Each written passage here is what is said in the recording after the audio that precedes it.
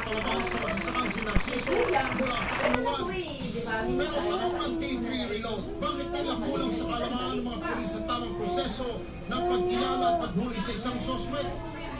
At masakit bang tanggapin kahit tila binablockmail na ng pamilya ng nagahasa ang pamilya ng magsasaka? Maging ang dalagitang ginahasa ay hindi nakatanggap na katarungan dahil ang totoong lumabasta ng pamilya ay nakawala. Loko mo ako eh. Ha? Loko mo ako eh. Loko mo ako eh.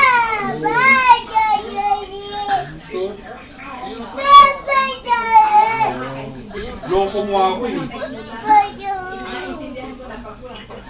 Tawag-tawag ko eh.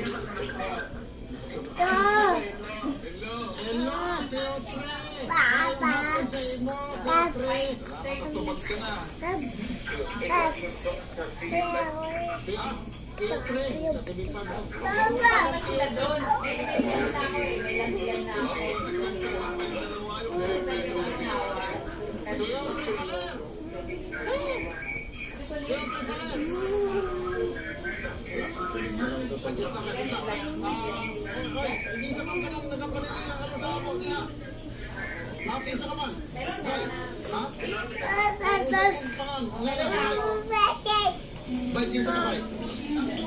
Ikaw pa si Piotr? Oy, bay, ikaw pa si Piotr ka ng hungog?